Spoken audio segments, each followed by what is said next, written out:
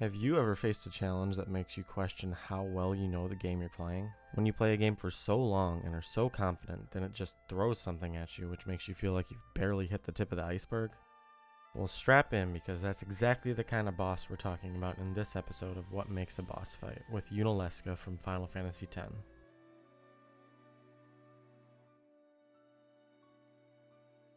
Just a quick warning, this video has spoilers for Final Fantasy X. I mean, the game came out almost 18 years ago now, but I figured just in case. Final Fantasy X is for the most part relatively manageable in terms of difficulty, but towards the tail end there are a few fights in specific that really take it up a notch, namely these bastards. Now maybe we'll talk about the rest of these another time, but today the focus will be on this one, Yunalesca. The woman who acts like she's doing you a favor by trying to murder your entire party. You would throw away hope. Well, I will free you before you can drown in your sorrow. It is better for you to die in hope than to live in despair. Let me be your liberator. Yeah, if that's how you're dishing out hope, I think I'm good. Anyways, this battle is the turning point of the entire story, the point where everyone collectively decides to go against everything they were working towards, challenging the world's expectations in the process. For this reason, this is a case of where the story truly amplifies the hype of the fight. An important aspect I want to discuss about this fight is its theming. You see, Yunalesca is the catalyst and the tool that allows the summoners, such as Yuna, to sacrifice themselves in order to temporarily defeat sin. She was the first to die as a sacrifice to Spira, and she wishes to uphold this tradition of death by killing your party, thus forcing you to accept fate. This is all represented extremely well in her fight through the game mechanics.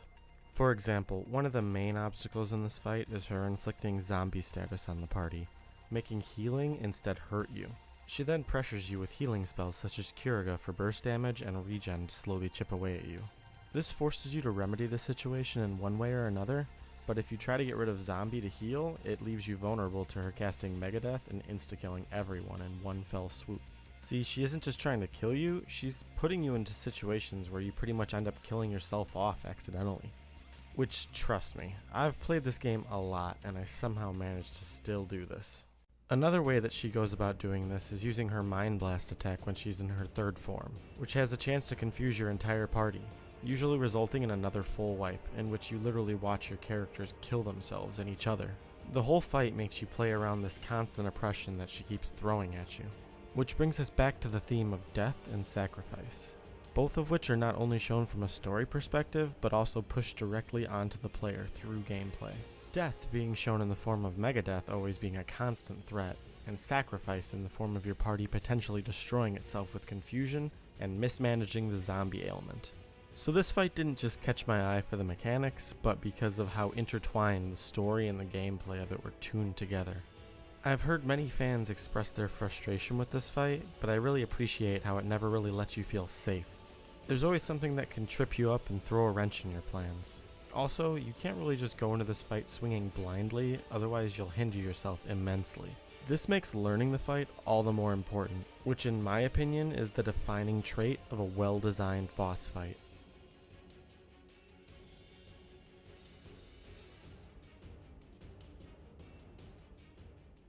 Hey there, I hope you enjoyed the video. If you want to check out the last video, click over here on the left, and when the next video comes out, it'll be over here on the right. And if you want to see any more of these kind of videos, please consider subscribing. Until then, have a good one.